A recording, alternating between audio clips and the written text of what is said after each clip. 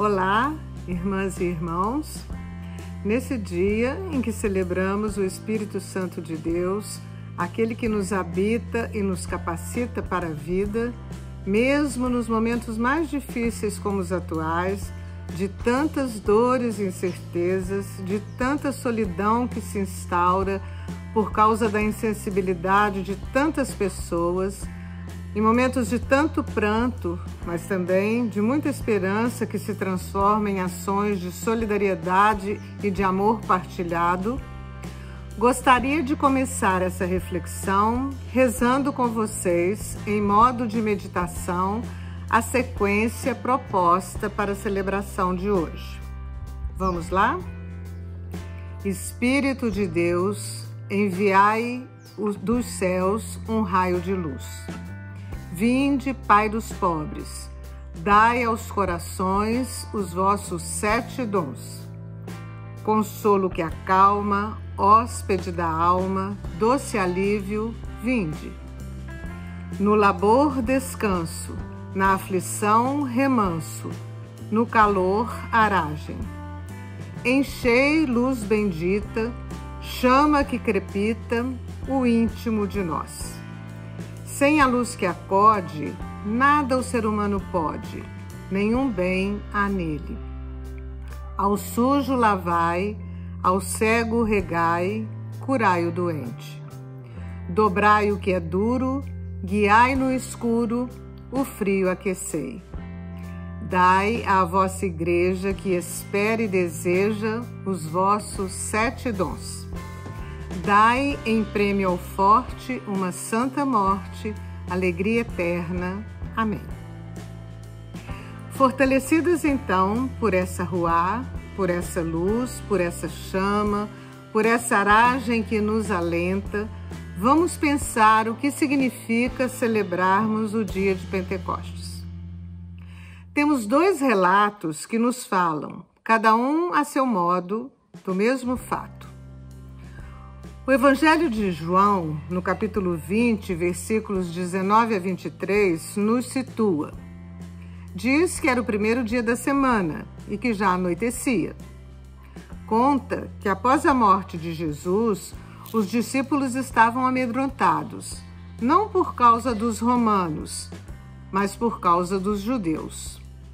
Aqui vale uma lembrança. Jesus morreu sob Pôncio Pilatos, mas por vontade expressa daqueles judeus considerados justos e piedosos naquela época. Por isso, no lugar onde estavam, os discípulos mantinham as portas fechadas, mas Jesus entra inesperadamente e coloca-se no meio deles. Colocar-se no meio significa fazer-se presente para cada um e para todos. E diz: a paz esteja convosco. Ao reconhecê-lo, os discípulos se alegraram e Jesus volta a repetir: a paz esteja convosco.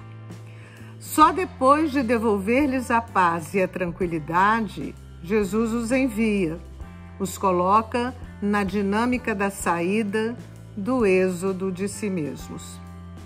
Fortalecidos pelo dom da paz, eles acolhem a força contagiante do Espírito que lhes é dado. Jesus não apenas fala da oferta do Espírito, mas faz o gesto significativo. Sopra sobre eles, para lembrar-lhes que o Espírito é vento que sopra onde quer. Vento que não pode ser domesticado, guardado. Vento que os impele para o novo que se avizinha e os capacita a muitas coisas, inclusive a perdoar pecados. O livro dos Atos dos Apóstolos, no capítulo 2, versículos de 1 a 11, também nos fala dos discípulos reunidos no dia de Pentecostes. Dia de Pentecostes, nós já sabemos, significa 50 dias após a Páscoa de Jesus. Então os discípulos, ainda fechados, atordoados, inseguros, são visitados pelo Espírito de Deus, nos diz o texto. Escutam um barulho como uma forte ventania que enche a casa. Aqui, o Espírito é apresentado novamente como o vento de Deus que se faz presente no ambiente em que estavam e no interior também de cada um que ali se encontravam. E eles ficaram fortalecidos, entusiasmados. O simbolismo do vento e o das línguas de fogo que aparecem sobre cada pessoa é inspirador. Vento que sopra onde quer e fogo que faz arder os corações e iluminar o caminho. Assim, o Espírito os inspirava e os impelia a irem realizar o necessário para que os que ali estavam pudessem experimentar a presença, a força e as maravilhas que Deus pode realizar na vida de cada um e de todos e todas. É por isso que Paulo fala na sua primeira carta aos Coríntios que ninguém pode dizer quem de fato é Jesus a não ser no Espírito Santo.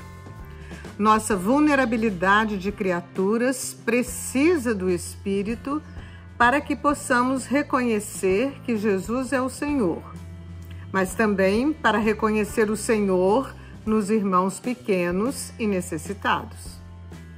Para isso, o Espírito nos concede dons diversos, pois as pessoas são diferentes nas suas necessidades e nenhuma necessidade deve ficar sem ser atendida. Importante aqui o que Paulo nos recorda. A manifestação do Espírito acontece em vista do bem comum e não em vista do privilégio de algumas pessoas ou instituições. Não são os discípulos que, como iluminados privilegiadamente, falam línguas diferentes, mas são as pessoas que são capazes de os escutar em sua própria língua.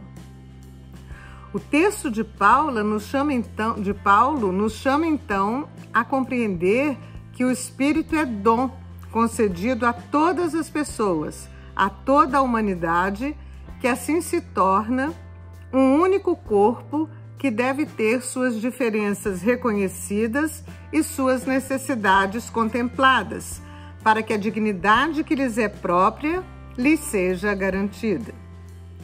Por isso, hoje pedimos que o Espírito, que é enviado a todas as pessoas, nos ampare com a sua presença em um momento tão difícil, polarizado, dominado por guerras particulares e universais de uns contra os outros. Que Ele nos una na riqueza das nossas diferenças para que elas não sejam motivo de discórdias e divisões.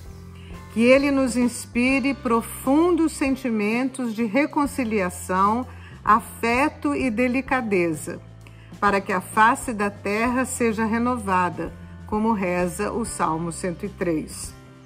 E assim, o reino de Deus possa então ser experimentado entre nós. Amém. Um bom domingo a todas e a todos.